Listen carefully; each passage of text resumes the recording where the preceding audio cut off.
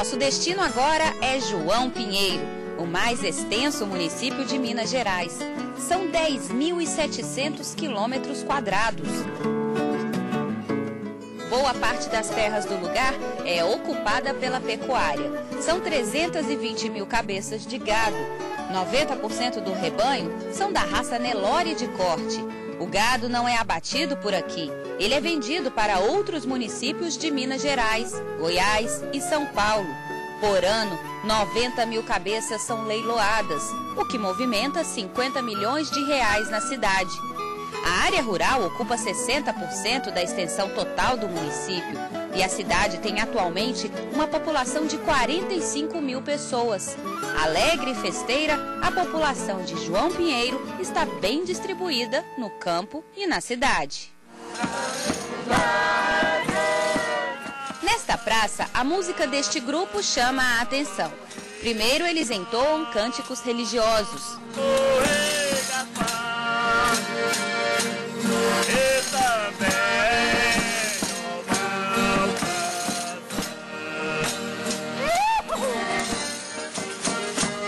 E depois caem no forró.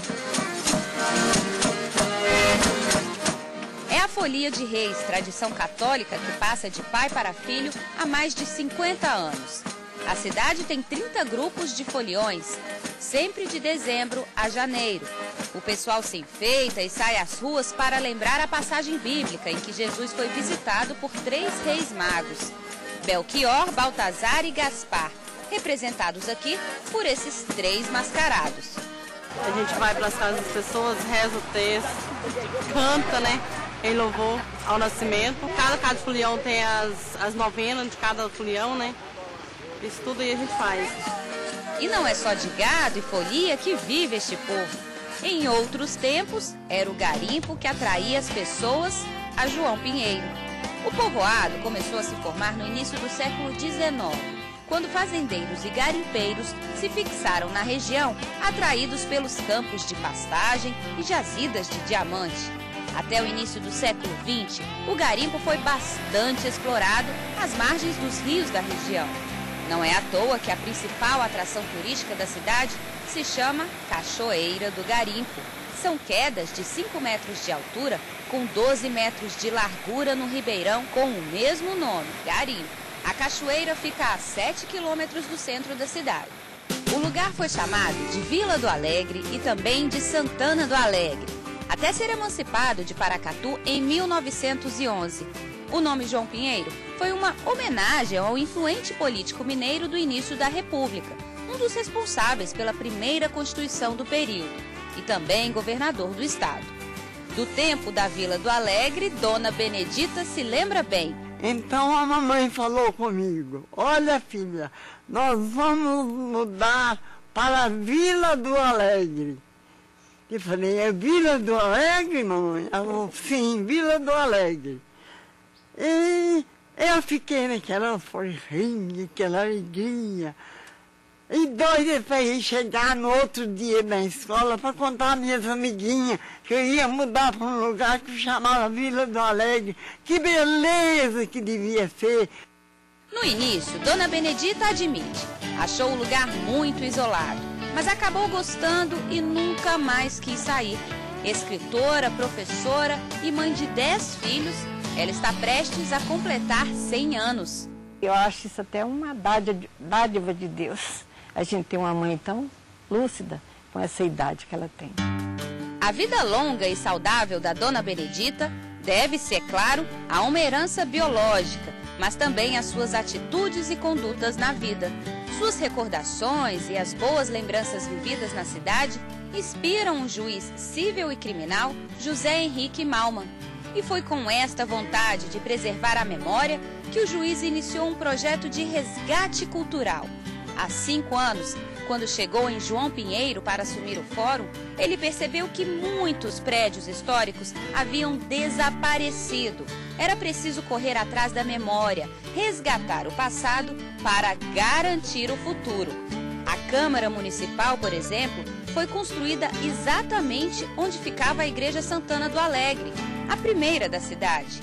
Depois de ouvir muitas histórias de lamento sobre a demolição da igreja matriz, o juiz conseguiu um terreno e ainda levantou recursos com doações e presos do Roberto. Como medida de redução de pena, trabalharam na construção de uma réplica da igreja, que ficou pronta em 6 meses. Eu vejo muitos idosos fazendo questão de ir ali e resgatar a história de anos e anos, quem foi batizado nessa igreja, quem casou nessa igreja, quem fez primeira comunhão, enfim, resgatou uma parte da história de João Pinheiro. Feira tem missa na Igreja Santana do Alegre. Dona Benedita gosta de estar aqui para relembrar o batizado dos 10 filhos. Ela ficou toda prosa de visitar a igreja ao lado do juiz José Henrique. Vejam como estou honrada de braço dado com esse juiz. Isso para mim é uma honra muito grande.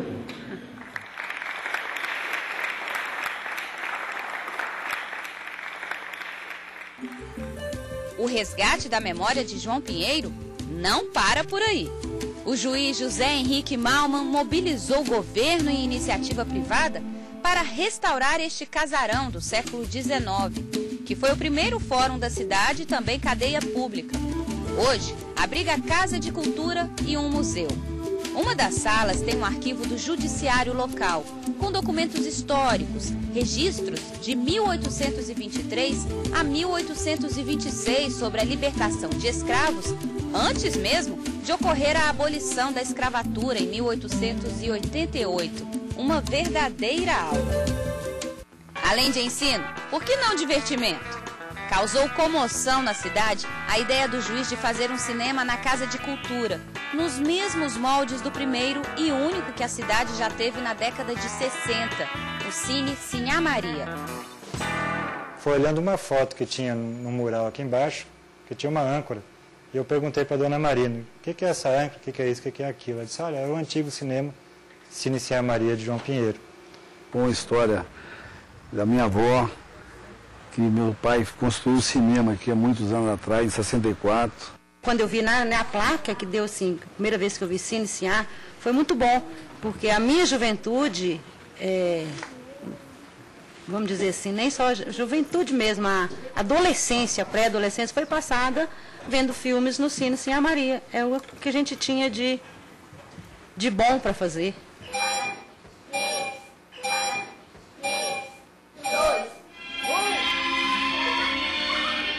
Aqui tem cultura de graça para todas as idades. As crianças de João Pinheiro se divertem e muito. No escurinho da sala de 44 lugares, com direito a muita pipoca, alunos de uma escola municipal se deliciam sem pagar nada. Para muitos, foi a primeira sessão de cinema. O filme é ótimo e achei que o lugar é muito interessante. Vou contar tudo minha mãe, meu pai e minhas irmãs. A ideia do cinema surgiu, primeiro, de eternizar um pouco da memória da cidade e, segundo, de dar a vocês um pouco mais de diversão e cultura, que quando a gente não oferece opção para um jovem, a droga acaba sendo a única opção. E é justamente o usuário de drogas uma preocupação constante do juiz José Henrique. Tanto que o Fórum investe neste centro de recuperação de dependentes químicos. A gente percebeu lá no Fórum que muitas pessoas que vinham até o judiciário não havia necessidade de prendê-los, de tirar a liberdade, sim de tratá-los. O lugar estava para fechar as portas por falta de recursos e o juiz foi atrás de parcerias para manter o local em funcionamento. O Centro Madre Teresa, ou Fazendinha, tem capacidade para tratar 18 internos de graça. Todos que chegam aqui ganham responsabilidades, cuidar do jardim, das plantações ou dos animais. O tratamento dura 9 meses, dividido em 3 fases: desintoxicação, valorização do caráter e reintegração familiar. Donizete está terminando o tratamento. Agora tem uma nova chance de viver em sociedade e a coragem para mudar de vida. Eu cheguei aqui num ponto muito decadente. A proposta que me fizeram foram simplesmente a ajuda que eu necessitava, né? Porque na forma de companheirismo, pessoas que eu não conhecia, que não tinha nada a ver com a minha vida, então pegaram assim na minha mão e me acompanharam no dia a dia. Muitos ex-internos se tornaram monitores. Entendem bem o que passam esses homens que estão em busca de uma vida sem vícios e com responsabilidade. Eu só usava para viver e vivia para usar. Hoje eu tenho uma vida tranquila, hoje eu tenho meu emprego, tenho minha moto, hoje tenho uma família. Eu não sou um exemplo, né? Eu sou uma prova viva, né, de que existe vida após as drogas. E o juiz José Henrique ainda se dedica a presos que também querem uma chance de mudar de vida. Aliado à prefeitura, o juiz transformou um espaço perto do presídio em terra produtiva. O que é colhido aqui vira merenda escolar na rede pública. Na verdade, é um projeto que busca aproveitar a mão de obra carcerária com as necessidades das escolas, né? Tudo bem cuidado e saudável. 20 presos, 10% do total do presídio, se dedicam à horta no período da manhã. O trabalho rende diminuição da pena, um dia a menos para cada 3 de serviço. A gente procura aquelas pessoas apenadas que estão faltando 6 a 8 meses para alcançar a liberdade. Então é um estágio, né, onde eles vão demonstrar para o judiciário que estão aptos a viver fora das grades. O projeto do juiz não dá moleza. Nessa luta é preciso ter muitas armas, instrumentos como a educação e o trabalho, capazes de proporcionar ao detento melhores condições de regressar à sociedade. Uma volta à família, aos amigos e ao emprego. Todos os apenados que vêm para cá têm a obrigatoriedade de estudar. Então, à tarde, eles têm aula aqui mesmo no horto e, quando ganham a liberdade, eles assumem um compromisso com a justiça de permanecer estudando. As iniciativas do juiz José Henrique Malman deixam os moradores agradecidos. Os mais velhos se orgulham de ver a história da cidade ser resgatada. Os mais novos estão aprendendo a respeitar e admirar este resgate. E quem no passado seguiu o caminho errado das drogas e dos crimes, abraça a cada dia a oportunidade oferecida para mudar este rumo.